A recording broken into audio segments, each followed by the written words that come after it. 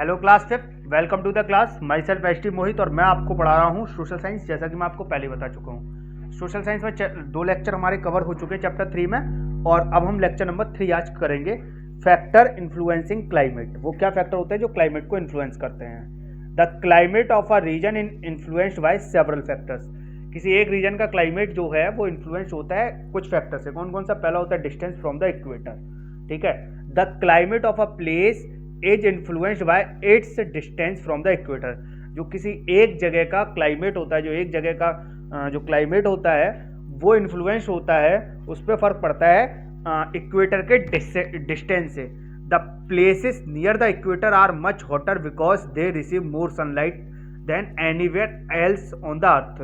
जो इक्वेटर के करीब प्लेस होती है, जो इक्वेटर के करीब जगह होती है, वो बहुत ज़्यादा गर्म होती है, क्योंकि वो ज़्यादा सनलाइट रिसीव करती है, वहाँ पर सनलाइट ज़्यादा पड़ती है किस अर्थ के दूसरे प्लेस की तुलना में। अर्थ के जैसे आप समझिए हमारा मैनपुरी, तो हमारे मैनपुरी में कम सनलाइट आ रही होगी, लेकिन जो जगह इक्वेटर के बिल्कुल करीब होगी वहाँ पर सनलाइट बहुत ज़्यादा आ रही होगी, ठीक है ना। इस बात को आप हमेशा समझ के रखिए।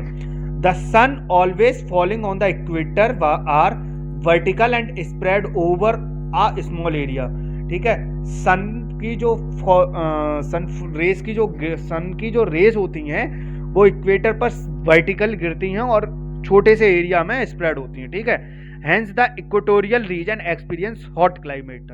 जो इसकी वजह से जो इक्वेटोरियल रीजन है वो एक्सपीरियंस करता है बहुत ही ज़्यादा hot climate. However has we move away from the regions of the equator towards the poles. जैसे जैसे हम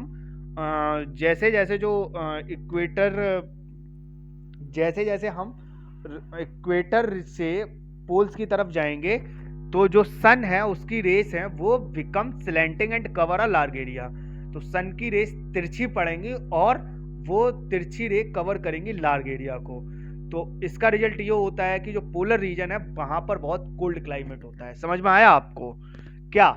कि इक्वेटर पर सन की रेस वर्टिकली पड़ती हैं, इस वजह से वहां पर गर्मी ज्यादा होती है, क्योंकि वो छोटा एरिया कवर करती है। आप इक्वेटर रीजन से, जहां इक्वेटर है वहां से पोल्स की तरफ जाएंगे तो जो सन की रेस है वो तिरछी होती जाएंगी और वो कवर करेंगे लार्ज एरिया। समझ में आया आपको? तो लार्ज एरिया कवर करेंगे तो वहां पर कोल्ड क्लाइमेट होगा, ठीक है।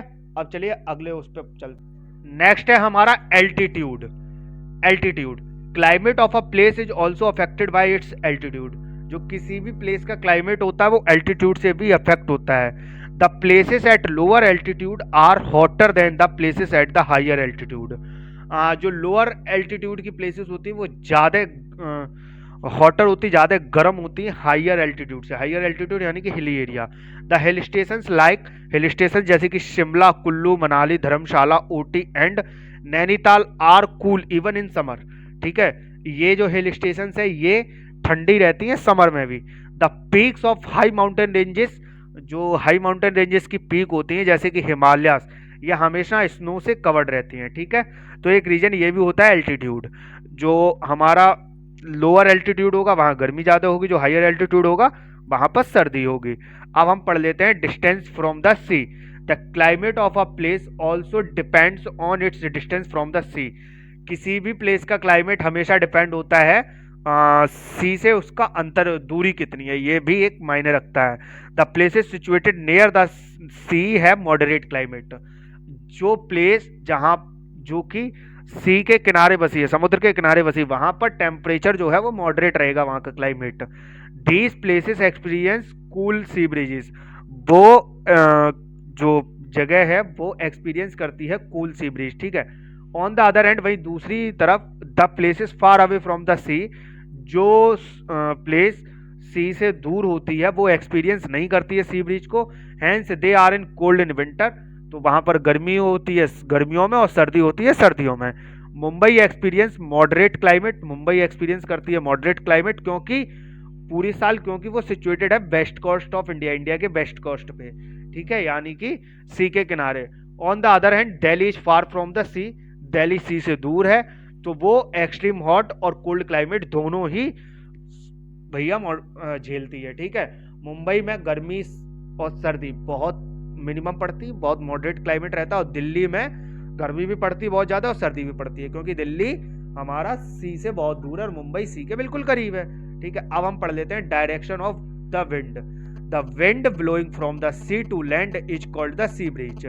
हवाएं जो कि सी से धरती की तरफ जाती हैं उसको बोलते हैं हम sea breeze. These wind carry moisture and bring rain to the coastal areas. ये जो विंड होती है वो कैरी करती है मॉइस्चर और रेन लाती है कोस्टल एरियाज में। The wind blowing from the land to sea is called land breeze. और जो हवाएं लैंड से सी की तरफ जाती हैं वो कहलाती है land breeze. The offshore winds blowing from warm areas will be warm and dry. जो हवाएं उस जगह से जाती हैं जो कि समुद्र तट से बहुत दूर है, हमारे यहाँ से जो हवा जाएगी वो गर्म होगी और ड्राई होगी। ठीक है, similarly if these winds are blowing from cold areas, अगर यही विंड्स यही हवाएं कोल्ड एरियाज से जाएं तो वो कोल्ड होंगी और ड्राई इन विंटर। ठीक है, और ड्राई होंगी विंटर में। ह्यूमिडिटी क्या होता है? द मॉइस्चर कंटेंट और water vapour present in the air is known as humidity. जो मॉइस्चर और वाटर वेपर प्रेजेंट होता है एयर में वो होती है humidity. Humidity also affect the climate of a place as it causes rainfall. Humidity किसी भी प्लेस का क्लाइमेट को भी अफेक्ट करता है। ठीक है, in very cold places humidity causes snowfall instead of rainfall. बहुत जहाँ पर सर्दी पड़ती है वहाँ पर ह्यूमिडिटी की वजह से स्नोफॉल होती है, रेनफॉल नहीं होता है। ठीक है, the humidity of air depends on the two factor. Air की जो ह्यूमिडिटी है वो डिपेंड्स होती है दो फैक्टर पे, एक distance from the sea and the direction of the wind. पहला है डिस्टेंस फ्रॉम द सी और दूसरा है विंड का direction. The coastal areas are more humid. जो कोस्टल एरिया हैं वो ज़्यादा ह्यूमिड होते हैं। ठीक है, तो उम्मीद है आपको समझ में आया होगा। तो आज का लेक्चर इतना ही। आपने अपना टाइम दिया उसके लिए थैंक यू सो मच।